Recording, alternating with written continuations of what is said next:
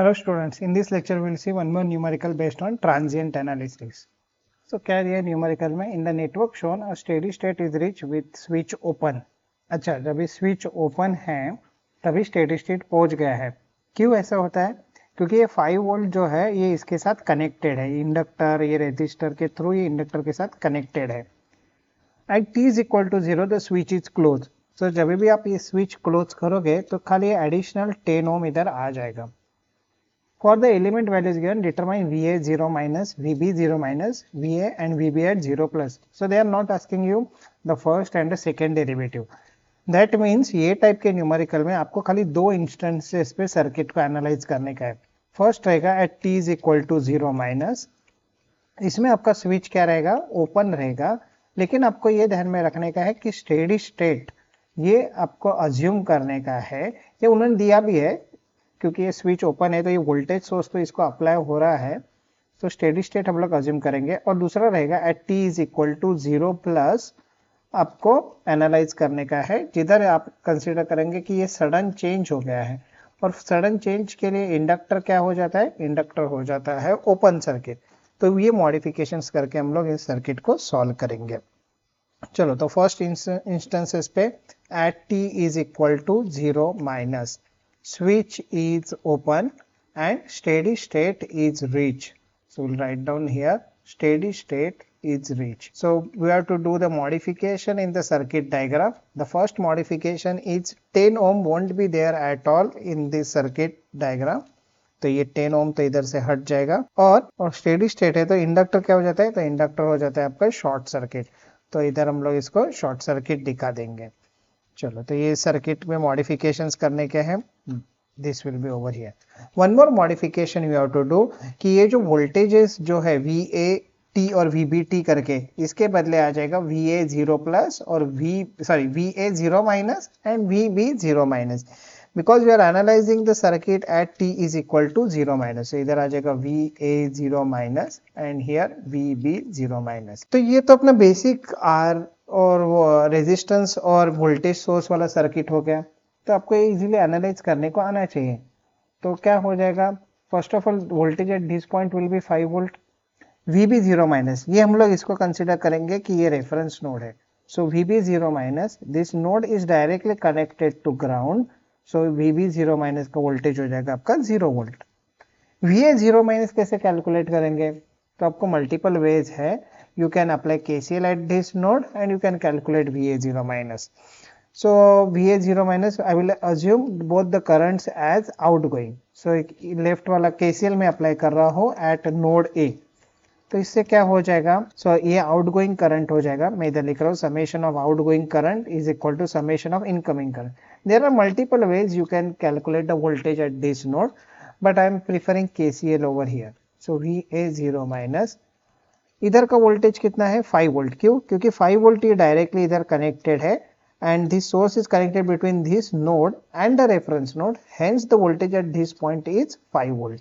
So VA 0 minus minus 5 divide by 10. KCL मतलब every quantity should be current, voltage difference divide by resistance. तो इधर left वाला current लिख दिया, right वाला करंट मुझे लिखना पड़ेगा.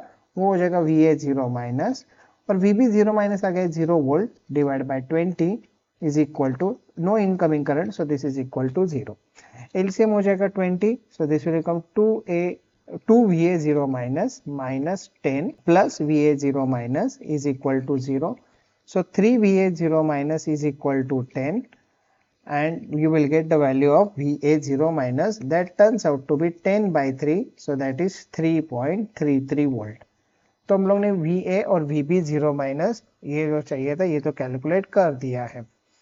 अभी अपने को जाने का t is equal to 0 plus पे, पर उससे पहले आपको क्या करना पड़ेगा? तो इधर इंडक्टर है और जब भी आप ये स्विच इधर मूव करोगे, ये जो स्विच इधर क्लोज करोगे, तो इसमें से जाने वाला current you require. So this current we need to find out. So ये करंट फाइंड आउट करने के लिए क्या करना पड़ेगा? सो ऐसा नहीं बोल सकते कि VB 0 माइनस आपको मिला है 0 वोल्ट और ये 0 वोल्ट है तो इधर से 0 करंट फ्लो होगा, नहीं. तो ये इसके लिए आपको either you will apply KVL over here, or so another thing is you find out the equivalent resistance over here and divide this voltage by this resistance, you will get the current supplied by this thing, because इधर से जो जाने वाला current है वही current इधर आने वाला है, वही करंट इधर आने वाला है, वही करंट इधर से फ्लो होने वाला है. That means effectively you are calculating the current supplied by this 5 volt source. तो क्या हम लोग ये इक्विवेलेंट रेजिस्टेंस कैलकुलेट कर सकते हैं? Yes, we can easily calculate that equivalent resistance. तो ये 5 वोल्ट एज इट इज है और ये हो जाएगा 10 in series with 20, so 10 plus 20 हो जाएगा and that one will be in parallel with 10. तो ये हो जाएगा 30 पैरेलल विथ 10 और ये हो जाएगा प्रोडक्ट बाय सम आपको करना पड़ेगा. तो प्रोडक्ट हो जाएगा 300 divide by 40, so the resistance turns out to be 7.5 ohm. तो इधर आ जाएगा आपका resistance effective 7.5 ohm and then you will have this circuit over here. So VB0 minus इधर है, okay, and now you can easily calculate the current, that current flowing through the inductor before switching off the switch, you can say, and this one will be 5 divided by 7.5. It turns out to be 2 by 3 ampere, that is 0.66 ampere. So we have calculated this current. अभी आपको ये सब इधर for t is equal to plus you have to use this thing. तो क्या पहले changes हो जाएगा सर्किट में? तो पहला चेंज हो जाएगा कि ये जो 10 ओम है ये इधर सर्किट में आ गया रहेगा.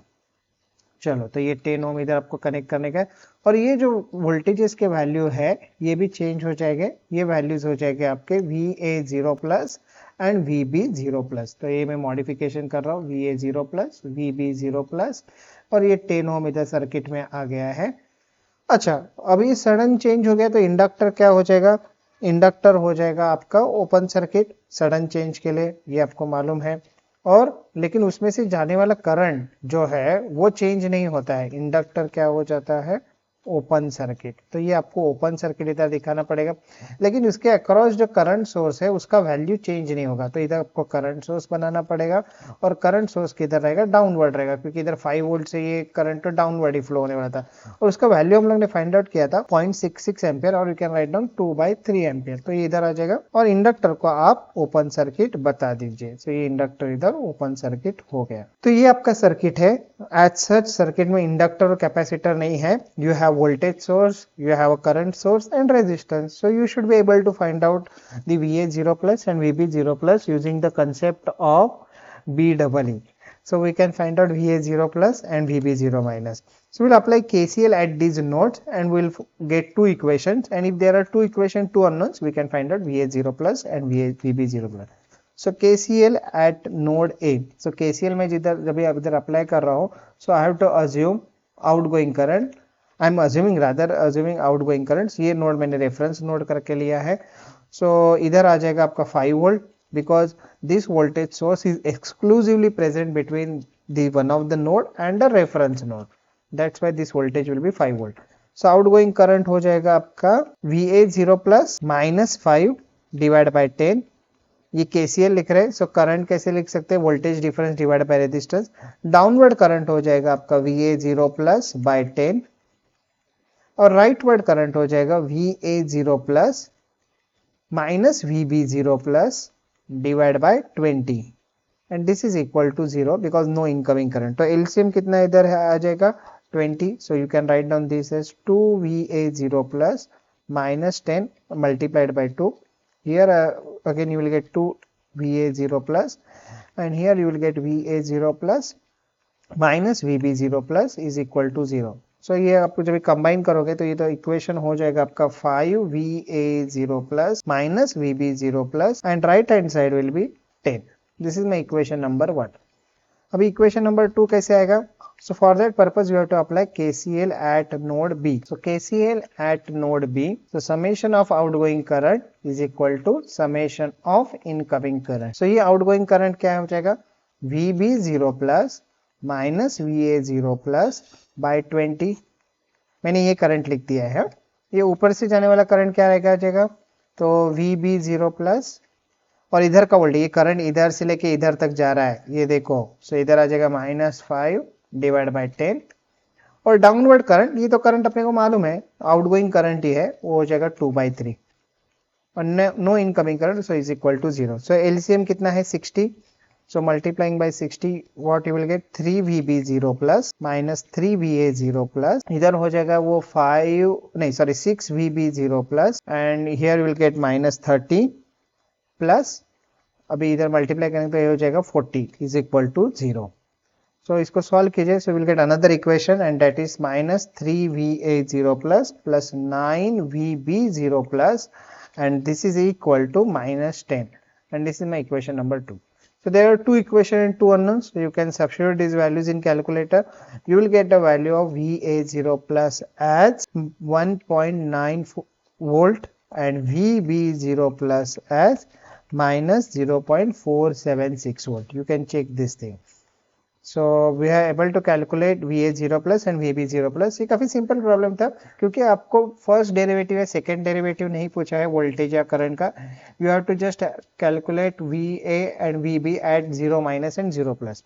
इंपॉर्टेंट पॉइंट ये था कि ये इंडक्टर में से जाने वाला करंट आपको पहले कैलकुलेट करके रखने का था and that we did by calculating the equivalent resistance across this source and we have calculated that current, and this current will be useful when you are moving any switch or sudden change in the circuit, when you are doing any sudden change in the circuit, and you were able to calculate VA0 plus and VB0 plus. Thank you.